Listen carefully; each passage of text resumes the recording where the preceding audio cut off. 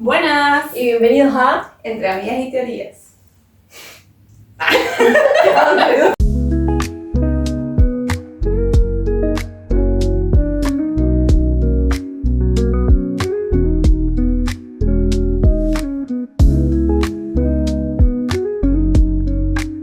Bueno, che, ¿de quién vamos a hablar hoy? ¿A quién tenemos pegado acá en la pared? Por un lado y por el otro. Bueno, de este lado tenemos a Daniel Kahneman, que fue un psicólogo, escritor y periodista estadounidense, nacido el 18 de marzo de 1946 en California. Estudió en Harvard y lo que nos compete en realidad de él es que escribió un libro llamado Emotional Intelligence, que en español es inteligencia emocional, que habla prácticamente del manejo, la importancia, ¿no? de comprender qué nos pasa, por qué actuamos así, cómo manejarlo. Y fue uno de los libros más vendidos según la New York Times, así que bastante interesante. Mira, ¿y por este lado? Bueno, por este lado tenemos a David O'Sullivan, quien fue un médico, psicopedagogo estadounidense, nació en New York en 1918, falleció hace relativamente poco, 2008, a la edad de 89 y 90 años aproximadamente. Estudió psiquiatría, medicina y la parte más significativa de él es que hizo la teoría del aprendizaje significativo, lo que nos lleva a relacionar con variados temas el día de hoy. Wow, dos autores que nos aportan demasiado en lo que es el tema de la psicología, ¿no? ¿Y cómo podemos ver reflejado estas dos personas en nuestra vida diaria? Bueno, yo por ejemplo, como ustedes saben, soy una persona bastante competitiva. Entonces, hace un par de semanas atrás hubieron unas ciertas competencias, por así decirlo, dentro del curso, en donde en algunas perdía, perdí en algunas veces, y fue algo que me hizo sentirme, no sé si triste, pero sí sentí un bajón emocional al haber perdido, al haber afrontado eso. Claro, te afecta bastante. Sí, me afecta. Sí. Y es algo que anímicamente me afectó durante todo el transcurso de la tarde. Mira, qué increíble. Bueno, a mí me pasa algo parecido. Como ustedes saben, cada vez que tenemos una exposición oral o tenemos que dar una clase frente al curso, yo empiezo a comentarle a ustedes, chicas, que me siento mal, que me viene una angustia totalmente terrible, que empiezo a transpirar, a temblar. Claro, te agarra como una sensación. Sí, horrible en todo el cuerpo. Digo, yo me tengo que sentar porque si no me voy a desmayar y ustedes se ríen. Pero esos ataques de ansiedad normalmente sí me llegan a nublarme la vista, me pongo toda roja. Claro, son bastante fuertes. Sí, me olvido de todo lo que tengo que decir, se me va la voz y eso es algo que me afecta bastante.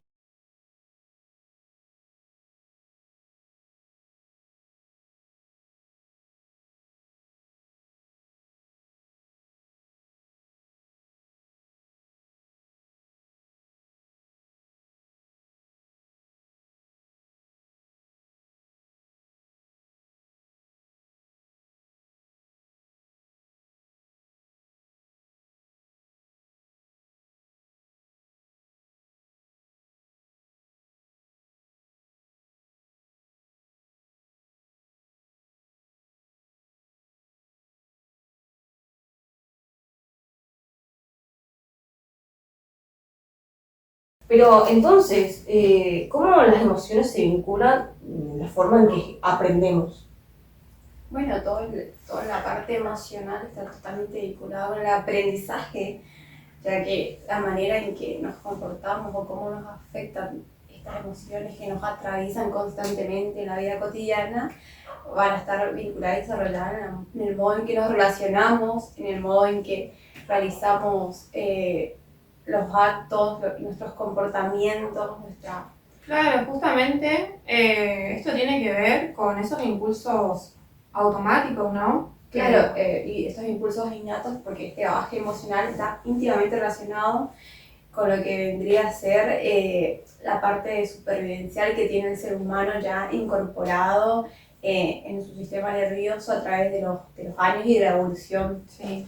Y bueno, y a medida que esto fue evolucionando, que el mundo y los seres humanos fuimos evolucionando, se instauraron lo que son los códigos morales, éticos, que es justamente para frenar estos impulsos. por ejemplo, el Antiguo Testamento que dice no matarás, no robarás, no te meterás con la mujer, el marido de tu prójimo, justamente es para reprimir estos impulsos que son de manera natural, de manera innata. Como lo dice Freud en El malestar de la cultura, el ser humano tuvo que imponer, ¿sí?, estos códigos morales para reprimir esos impulsos que muchas veces se desbordan. Es algo natural, muchas veces desbordamos, pero porque es algo tan nuestro, tan metido en nuestro interior, que bueno, esto es lo que quizás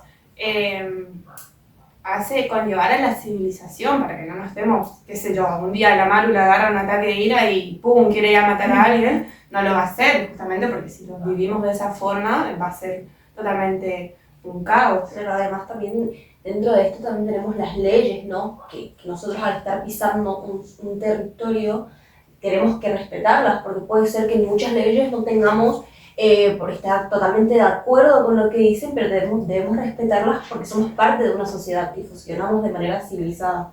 Sí, claramente. Y bueno, y estos impulsos que nosotros tenemos está íntimamente relacionado con las emociones. Las emociones son las que nos hacen reaccionar y justamente la palabra emoción viene del latín que significa movere, que significa moverse. Y hace referencia a esto, a las diferentes formas que tenemos de reaccionar ante las emociones que sentimos. El enojo, por ejemplo, el enojo, qué sé yo, nos hace dilatar las pupilas, aumenta el flujo sanguíneo, nos lleva a esa energía de querer golpear, de querer huir, de querer... O la felicidad, que si bien no es quizás no hay un cambio fisiológico, pero trae tranquilidad, inhibe los pensamientos negativos, nos hace estar en un estado más de relajación, digamos, la felicidad. Y bueno, y también está metido en esta cuestión lo que son las dos mentes. Bueno, esto es algo que se ve continuamente ahora en la actualidad, que está la imagen, lo vemos en las redes sociales, que está el corazón y un cerebro agarrándose de la mano. Entonces lo que es la parte emocional y la parte de lo que es el raciocinio, ¿no? Que son dos cuestiones que están muy estrechamente vinculados y es lo que nos lleva al equilibrio en nuestra vida diaria, ¿no? Entonces, por una parte tenemos lo que es lo emocional, ¿sí?, que es esa cuestión impulsiva con la cual no razonamos, no pensamos, sino que nos guiamos por ese sentimiento, por eso que sentimos.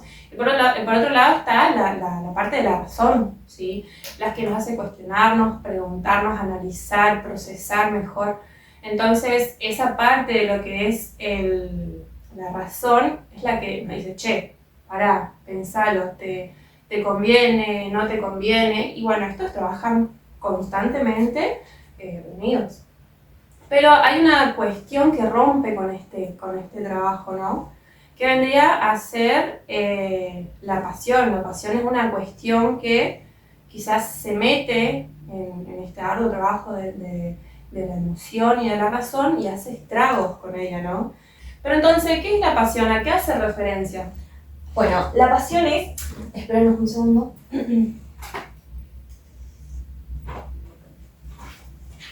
La pasión es una emoción intensa que sentimos hacia algo o alguien. Es como un fuego interno que nos impulsa a actuar con entusiasmo, entrega y energía, ya sea por un objetivo, una actividad, una causa, una persona o incluso una idea. Wow. Intenso, muy intenso. Es esa sensación, emoción intensa, digamos, que llega a desbordar este equilibrio entre estas dos cuestiones. Claro, lo nombran como un impulso, como puede ser, justamente porque es como cuando nosotros sentimos algo así, lo pensamos de manera espontánea, es como realmente un fuego que está en nuestros adentros que nos impulsa a realizar, a concretar algo. Y a veces, claro, nos mueve, a veces en ámbitos copados, positivos, y a veces en ámbitos negativos, claro. Para que podamos entender mejor este conflicto que surge entre la emoción y la razón, tenemos que entrar un poquito en contexto en lo que es la evolución del hombre a lo largo de la vida, ¿sí? Nosotros compartimos con el resto de las especies un importante órgano que es el tallo encefálico. ¿Qué hace este tallo? Regula las funciones vitales del organismo, ¿sí?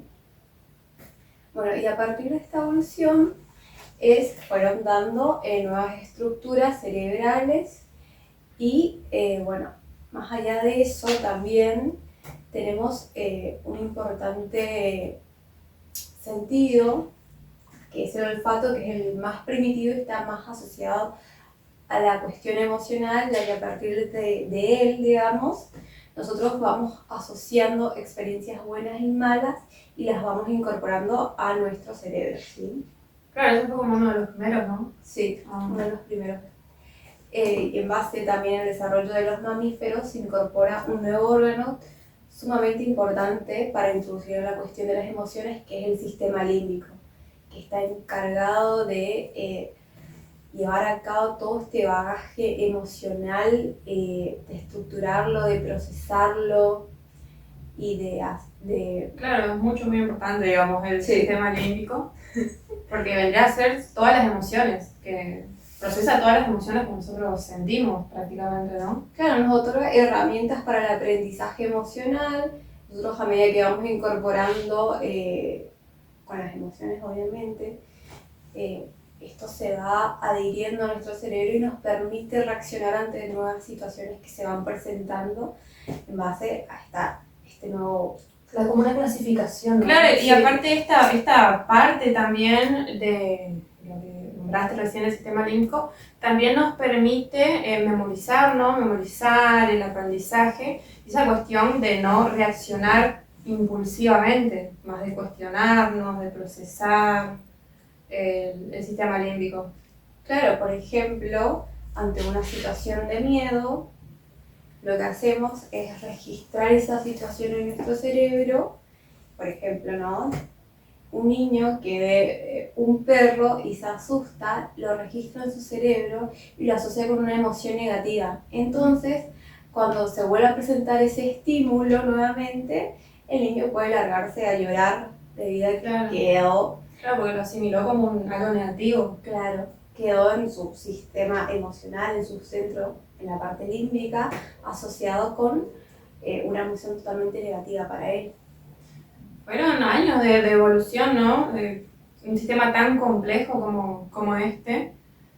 Y además de que nos diferencia con otras especies, porque nosotros la ventaja que por ahí podemos decirle así, es que además del lenguaje, que es algo que nos clasifica por encima del resto de las especies, es esta asimilación de cada emoción, ¿no? Porque por ahí en algún momento este niño podrá modificar este miedo a una emoción positiva a través de ser expuesto de nuevo a esto y que lo relacione con que... Claro, de volver a pensó. procesarlo, Claro, a como desconstruirlo y a construirlo nuevamente. Claro. Pero es un proceso, obviamente, en el que debería ser significativo y respetando, obviamente, el espacio del niño para que él pueda tener una relación de confianza otra vez con el animal. Claro, esto que vos decís de que somos los únicos que por ahí tenemos esta capacidad de procesar las emociones. El autor Goleman por ahí hace referencia a que los reptiles, por ejemplo, no tienen la capacidad de empatizar o de tener una emoción positiva, por ejemplo, hacia sus crías. En cambio, la especie humana trae ya desde su bagaje, desde la parte primitiva, esta manera de comportarse o de querer a las crías, ¿sí? Claro, de querer protegerlas, de cuidarlas. Totalmente, Sí. sí. Como que conforma un lazo afectivo Claro, sí. desde la concepción, por así decirlo, en diferentes casos obviamente, pero que así sea la causa, sentir un lazo desde el primer momento ya se vuelve una emoción positiva, por así Es decirlo. más, no sé si vieron también que en la naturaleza los bebés, las crías que nacen con alguna deformación o algún problema, ellos lo matan muchas veces. Sí, totalmente. Entonces, esa cuestión emocional quizás solamente lo desarrollamos nosotros, los seres humanos, porque no sé si llegaremos a matar a... creo que no. No, sí, imagínate si pasa eso cada vez que surgen estas cuestiones, ¿no? Eso tiene mucho que ver también con este instinto de supervivencia. Lo que hace la madre con su cría es que al ver que no es apto para sobrevivir de manera independiente, lo que hace o prefiere, no sé si por ahí decirlo como de manera egoísta, porque los árboles no piensan así, Claro. pero lo ve como un favor que le está haciendo porque no va a poder sobrevivir solo Claro, en la sí. intemperie, jamás. Sí. Claro, elige priorizar y cuidar a las crías que se ven más capaces de sobrevivir en el ambiente y deshacerse de aquellas que no tienen ninguna posibilidad de sobrevivir. Claro. Por eso muchas veces las terminan comiendo, matando. Claro. Bueno, como les venía comentando, chicas, todo esto del cerebro, hay una parte súper importante que se encuentra en el sistema límbico, que es la, ¿saben? La amígdala. Ponelo aquí, igual lo editamos. Ok. La amígdala es súper importante y relevante en la cuestión emocional, ya que se encarga de regular, es como un centinela emocional. ¿Qué quiere decir esto? Que ante ciertas emociones que van surgiendo adentro nuestro, ella funciona como un regulador emocional, ¿sí? Pero ¿qué pasa? Por ahí, cuando surgen emociones negativas, ella entra en un estado de hiperactivación o estado de alerta, donde no nos permite utilizar nuestra parte racional del cerebro, por tanto nos dificulta por ahí lo que serían las reacciones adecuadas ante las situaciones y nuestros comportamientos, ponerles un freno, digamos, ¿sí? Claro, es directamente ese impulso emocional, sin racional. Impulso. Irracional. No sé qué iba a decir. Automático. Claro, Ujú. O sea, se podría ver como en la película Intensamente, ¿no? Que ansiedad empieza a saltar por todos lados y el resto de las emociones no pueden pararla. Entonces, como que se ve muy reflejado de eso, ¿no? Ese impulso, que no existe un lado racional en donde lo puedan frenar. sí, Es un torbellino. Sí, respecto a esto es porque larga ciertos químicos que van a todas nuestras partes del cerebro, que es la noradrenalina, que al enviar estas señales todo nuestro sistema nervioso se hiperactiva. Como un estado de alerta. Ajá, Mm. y se pone en modo supervivencia, ¿sí? Y lo que Goleman va a decir es que lo que pasa es que la amígdala genera un secuestro emocional. Ah, mira. Es re loco eso, ¿no? Porque así como ese secuestro emocional de que solamente se activa ello, digamos, y el resto queda como suspendido. Claro, es como que se adueña de todas nuestras emociones positivas, nuestra manera de razonar hasta en estas situaciones que se nos pueden cruzar y se apropia, ¿no? Y a partir de eso, él empieza a enviar todo, bueno, como les mencioné, todos estos mensajes a otras partes del cerebro. Y respecto a esto, lo que llega a pasar muchas veces es que dificulta, aparte de tomar buenas decisiones, una parte muy importante, ya que nos convoca el día de hoy, que es el aprendizaje. ¿Qué pasa? Que ante estar en un estado de estrés constantemente, nosotros no podemos incorporar nuevos conocimientos, no podemos generar respuestas adecuadas ante el estudio, en clases. No sé si alguna vez les pasó. Como que se vuelve complicada la tarea de enlazar un conocimiento con otro. Sí, a eso. Claro, y ahí entramos ya en otro ámbito que se relaciona mucho, que es el aprendizaje significativo, ¿no? Que es una de las teorías de Ausubel, ¿sí? Que uno de los conceptos de él en cuestión es esta. Y bueno, y hace justamente referencia a esa entrada de nueva información, de nuevos aprendizajes, de nuevos saberes, que se va a relacionar con la información que ya está consolidada, ¿no? en el cuerpo, y va a hacer esta conexión, este anclaje a esa nueva información para poder relacionarla, ¿no?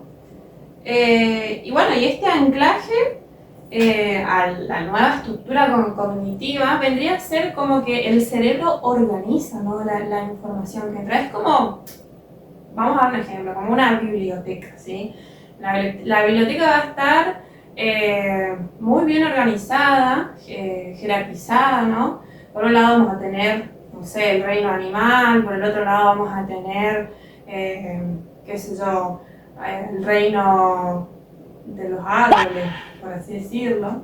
Y esta información que va a entrar va a ser organizada por un lado, reorganizada, jerarquizada, desde la información más compleja a lo que vendría a ser la información más sencilla, más simple, ¿no? Además del grado de importancia que tiene cada una de esta información, ¿no? Porque hay cosas que por ahí nosotros la almacenamos por un tiempo limitado y después hay otras que quedan y dejan una huella en nuestro cerebro. Claramente, y bueno, relacionando y conectando con lo que decía Mili, ese aprendizaje va a ser o no significativo dependiendo justamente del contexto y del ámbito en que se está desenvolviendo, porque como decía ella, en ámbitos donde hay mucho estrés, esta información no se va a consolidar correctamente. O incluso en un ambiente tosco, tanto dentro y fuera de una institución educativa, pero vamos a enfocarnos justamente en el ámbito educativo. Si existe un docente que deja bajo presión o expone constantemente de manera negativa a nuestros alumnos, claramente ellos no van a poder tener o adquirir estos conocimientos de manera significativa porque van a enlazarlo siempre con este sentimiento negativo que producimos nosotros o terceros, tanto sus compañeros como directivos.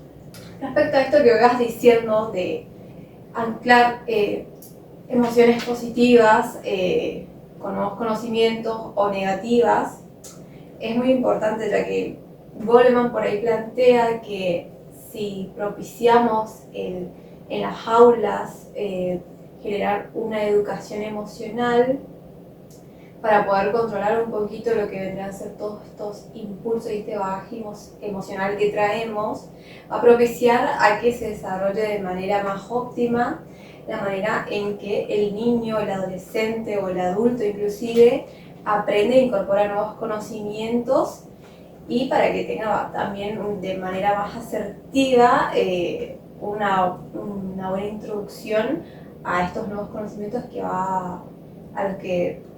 por los que va pasando, digamos. Es tan importante hablar justamente de esta educación emocional que en Argentina, en nuestro país en el que vivimos, existe en varias provincias una ley que promulga, por así decirlo, y exige a los educadores, a los padres, a los alumnos tener esta educación emocional. Claro, es muy importante Claro. que se imparta, digamos, en las instituciones esto que tiene que ver con las emociones. Por ejemplo, en provincias como Chaco, Formosa, Corrientes, en Mendoza también existe, y en Misiones claramente, rige esta ley que es justamente llamada, en Misiones al menos, como Ley 6, número 209, que plantea justamente la obligación de tutores, adultos, tener esta idea de lo que es la educación emocional para poder hacer que el alumno, este ser humano, sea una persona óptima tanto consigo mismo como en un entorno saludable. Entonces lo que proporciona esta educación es que el educador tenga herramientas para afrontar diferentes situaciones en las que se pueden ver involucradas las emociones del estudiante, como situaciones estresantes, situaciones de vulnerabilidad, tanto a nivel provincia como de manera en su casa, en sus amigos. Claro, en su entorno. Claro, en su entorno general no tiene que ser específicamente en un ámbito educativo, pero lo que hace es que nos da herramientas a nosotros, futuros docentes, ¿no?, de poder intervenir cuando lo vemos necesario, entregar herramientas, fomentar esta empatía, la autorregulación y el autoconocimiento del niño. Entonces es sumamente importante en el ámbito educativo esto. Claro, pero la pregunta es, ¿esto se lleva a cabo en las aulas? Nosotros no lo vemos, por lo menos en nuestra aula, en nuestra vida cotidiana, en la institución en la que estamos. ¿Ustedes creen que eso es visible de algún modo? Bueno, dentro del aula siento que no se ve de manera formal este tipo de educación. Capaz en conversaciones más triviales se llega a abordar estos temas, pero aún existe unos métodos muy a rajatabla, muy tradicionales en el tema de la educación, en donde las emociones de los niños, de nuestros alumnos, pasan a tercer plano. Incluso las emociones de nosotros mismos como docentes no se ven como prioridad dentro del ámbito educativo. Entonces, creo que es importante empezar a fomentar hasta el primer escalón, empezar a fomentar este tipo de situaciones, ya que todos nos vemos abordados por ansiedad, tristeza, enojo dentro del ámbito educativo. Es parte de un ciclo, pero daría para empezar de a poco a cambiar esto, tomar nuevas herramientas para que la educación sea algo más óptimo para todos, tanto como el docente para el alumno. Claro, estaría bueno por ahí introducir una materia respecto a la cuestión emocional, más en las carreras de docentes, ¿no?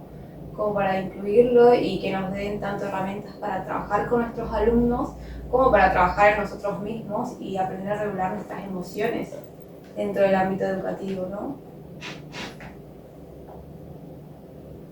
Claro, claro, por eso digo que esto vendría a ser una herramienta que la tendremos que ir como que impartiendo nosotros a partir de nosotros, ¿no? Primeramente concientizarnos nosotros, nuestras propias emociones, porque imagínate si nosotros vamos esquivando las emociones propias, cómo vamos a implementar esto adentro de las aulas, cómo vamos a identificar que tal estudiante no se siente bien, que tal estudiante no puede expresarse, que tal estudiante no tiene tal problema. Y también optimizar, ¿no? Porque el aula no es solamente un aula donde se va a transmitir una información, sino que también es un espacio de contención.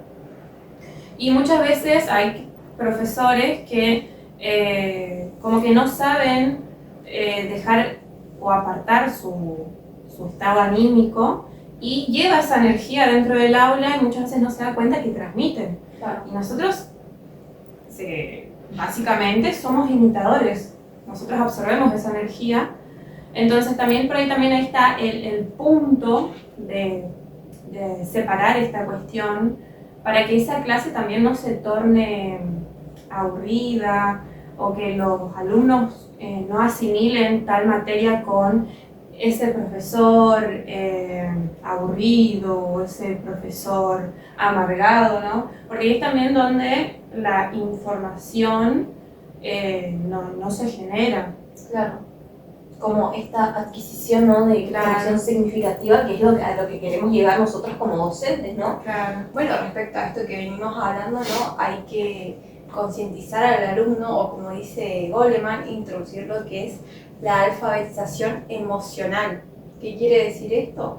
Es poder justamente identificar las emociones propias, ya que la mayoría de los alumnos que están dentro de una institución vienen con una historia familiar, muchas veces atravesada por circunstancias totalmente ajenas a las nuestras, que por ahí está afectado su nivel emocional, su nivel psíquico, económico, que eso va a impactar mucho en cómo se va a desarrollar el alumno dentro de la clase, en sus materias, su relación con sus compañeros.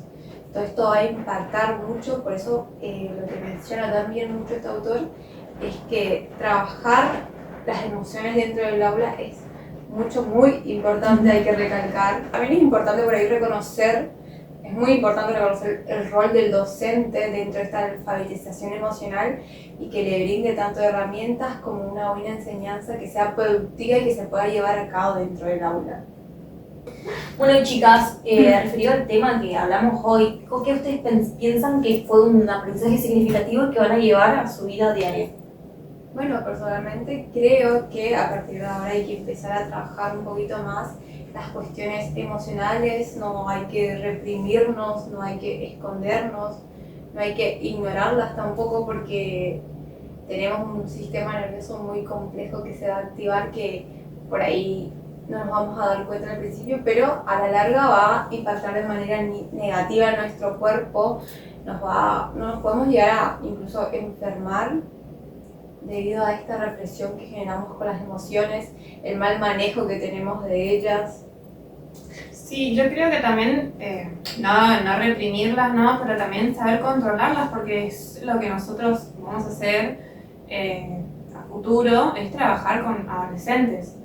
Y justamente eso es lo que muchas veces tienen los adolescentes, ¿no? De sacarnos muchas veces de quicio y capaz este desarrollo, el conocimiento de las emociones nos permiten manejarnos con mayor conocimiento ante este encuentro con adolescentes, estos espacios que vamos a generar a futuro también.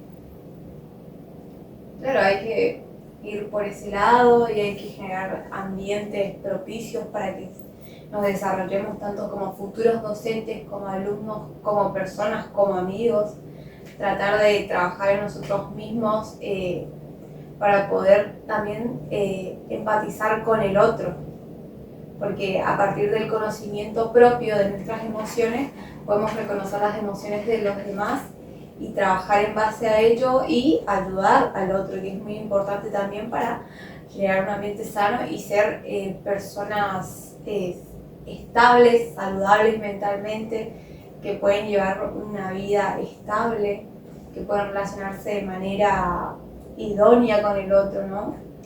Bueno, por mi lado creo que tomar conciencia de este cerebro emocional es el primer paso para aprender a regularlo, conocerlo en toda su complejidad, porque las emociones son complejas. Nosotros tampoco podemos pensar que al leer esto, a partir de ahora tenemos la guía total de cómo manejarlos, porque hay veces que las emociones nos van a desbordar, pero la idea es que no las manejen por completo y no nos ceguen a una posible solución. No podemos quedarnos en un estado anímico crónico por el simple hecho de que algo no fue, de haber perdido un juego, de ponernos nerviosos, de enojarnos. No podemos quedarnos en ese estado anímico crónico. La idea es agarrar estas herramientas que fuimos adquiriendo a lo largo de esta lectura reflexiva y empezar a llevarlo a cabo de menor a mayor medida, ¿no? De a poco con acciones que se vean reflejadas este aprendizaje significativo y tener en cuenta de que estamos formándonos de acá hasta el día que ya no estemos, nos estamos formando constantemente. Y también tener esta empatía con uno mismo, de que si las emociones se desbordan, siempre hay algún momento de poner una pausa y perdonarnos también por algunas acciones que no son correctas y poder seguir aprendiendo en base a eso. Así que nada, muchísimas gracias por vernos. Espero que les haya gustado, que haya sido significativo para ustedes, tanto como lo fue como para nosotras. Así que nada, muchas gracias por escucharnos. Nos vemos la próxima. Chao. ¿Qué próxima? La profe, bueno, para el próximo.